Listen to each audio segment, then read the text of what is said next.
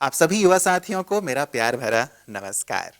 Virtually आज अपने आप को आप सभी के बीच पाकर मैं बहुत ही गौरवान्वित महसूस कर रहा हूँ। हम सभी एक ही चीज से बंधे हुए हैं। एक ही चीज थी जिसने हम सबको यहाँ एकत्रित कर दिया है और वो है प्रेम। हमारी ब्रह्मा कुमारी बहनों ने हम सभी को इतने प्यार से, आत्मीयता से आमंत्रित किया कि हम स्वीकार किए बिना नहीं रह पाए, है ना?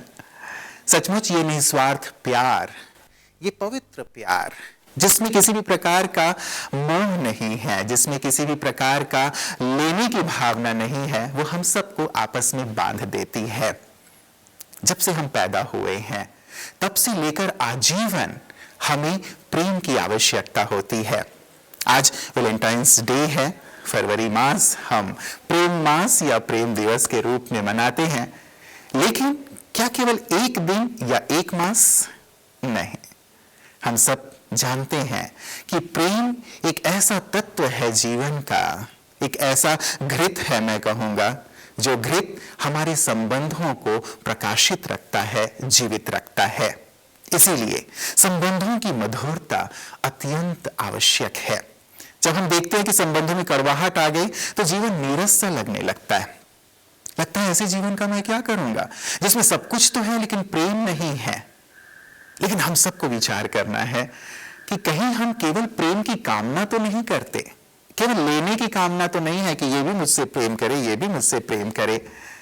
प्रेम एक ऐसा तत्व है जो जितना दिया जाता है उतना ही हमें प्राप्त होता है। जितना देंगे उतना ही हम भरपूर होंगे, हमें वो चीज प्राप्त होगा। इसीलिए संबंधों में इस बात का हम बहुत ध्यान रखें कि हम कभी भी अपनी जो कम्युनिकेशन है वो बंद ना कर दें।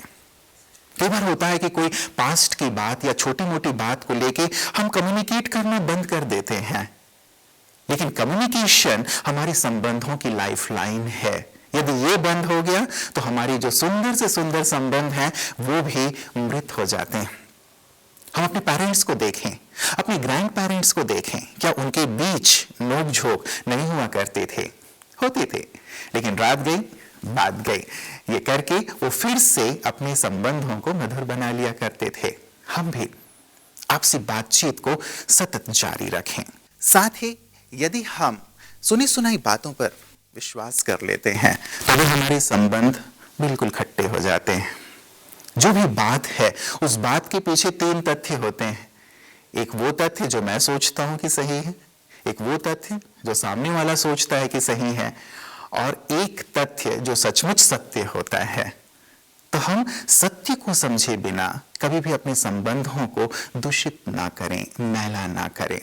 और साथ ही एक तीसरी महत्वपूर्ण बात, हम तुरंत रिएक्ट करने लगे हैं आजकल, इसीलिए संबंध बहुत ज्यादा खट्टे होते चले जा रहे हैं। रिएक्ट ना करें, रिस्पॉन्ड करें, थोड़ी देर रुकें, बातों को समझें और उसके बाद रिस्पॉन्ड करें। तब देखेंगे कि आप संबंध कितने हरे भरे हो जाते हैं, क्योंकि संबंध ही तो हमारे जीवन का आधार है। क्या इसके बिना हम जीवन की कल्पना कर सकते हैं? तो क्यों ना मैं खुद इनिशिएटिव लूं कि मैं अपने संबंधों को सुमधुर बनाऊंगा, मैं खुद झुकूंगा। अपनी अहम और वहम के कारण मैं अपने संबंधों की हत्या ना करूं, जो आजकल हम सहज कर देते हैं। हम सोचते हैं कि ठीक है, ये नहीं तो कोई और सही, लेकिन कोई और हमें उस रूप में नहीं मिल पाता। इसलिए जो हैं उन्हें हम बहुत ही सहेज करके रखें। लेकिन इसके लिए एक चीज और बहुत जरूरी है कि हम खुद से प्यार करना सीखें। हम सबसे तो प्यार चाहते भी हैं और देते भी हैं, लेकिन अपने आप को हम कितना प्यार करते हैं? अपने आप को प्यार करना मतलब अपने साथ वक्त बिताना। विवेकानंद जी कहा करते थे कि यदि आप अपने आप के साथ समय व्यतीत नहीं करते तो आप संसार के सबसे खूबसूरत व्यक्तित्व से नहीं मिलते। आप यूनिक हैं।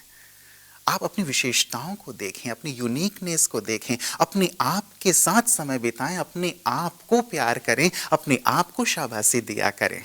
जब आप अपने आप के साथ वक्त बिताएंगे आप महसूस करेंगे कि आप कितने अनमोल हैं, आप कितने यूनिक हैं। आपके पार्ट को, आपके रोल को और कोई प्ले नहीं कर सकता। हम कंपेयर करने लगते हैं कि इसका रोल बेहतर है, इसका रोल बेहतर है, इसीलिए हम अपने आप को थोड़ा दीनहीन महसूस करने लगते हैं और यहाँ अपने आप से डिस्कनेक्ट हो जाते हैं। ये बात याद रखें कि ईश्वर कभी भी गार्बेज नहीं बनाते, ऐसी चीज नहीं बनाते जो यूजलेस है। यदि आप इस संसार में आए हैं, आप बहुत मूल्यवान हैं, बहुत यूजफुल हैं। बस अपने आप को पहचानें, अपने आप के साथ वक्त बिताएं। जब आप अपने आप से प्यार करना शुरू कर देंगे तो दूसरों को प्यार देना, अपने संबंधों को सुमधुर बनाना आपके लिए बहुत सहज हो जाएगा। इतना ही नहीं, जब आप ऐसा करेंगे तो अपनी आसपास की प्रकृति को भी आप प्यार करना शुरू कर देंगे। विचार करें, यदि प्रकृति थोड़ी देर के लिए ऑक्सीजन बंद कर दे, उसकी सप्लाई बंद कर दे, तो हमारा क्या होगा? पूरी मानव जाति का क्या होगा? जो प्रकृति हमारी माँ है, हमारे जीवन का आधार है, उसके लिए हम क्या कुछ कर रहे हैं? क्या उस रूप में हम प्रेम दे रहे हैं प्रकृति को? उस रूप में अपनी रिस्पॉन्सिबिलिटीज को अदा कर रहे हैं? सोशल मीडिया में ना जाने कितने सारे मैसेजेस हम एक दूसरे को भेजते हैं। क्या कभी ऐसे भी मैसेज भेजते हैं कि आओ, जो प्रकृति हमारी माँ है, जो प्रदूषित होती जा रही है, हम उसका संरक्षण करें, उसे बचाएं, उसका विकास करें, एक पेड़ लगाएं, उसकी पालना करें। मैं अपने से तो शुरू कर सकता हूं। मैं सोचता हूं कि नहीं, सरकार को ऐसे नीति बनानी चाहिए, इन्हें ये करना चाहिए।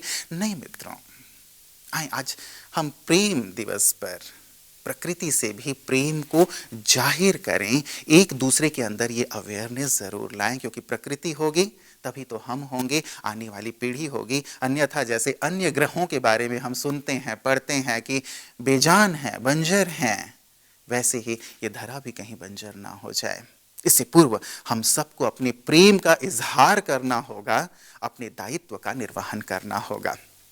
और ये सब बहुत सहज हो जाते हैं सचमुच जब हमारा प्रेम परमात्मा से होता है, जो सृष्टि के नियंता हैं, जिनके लिए हम गाते हैं कि त्वमेव माताश्च पिता त्वमेव, त्वमेव बंधु च सखा त्वमेव।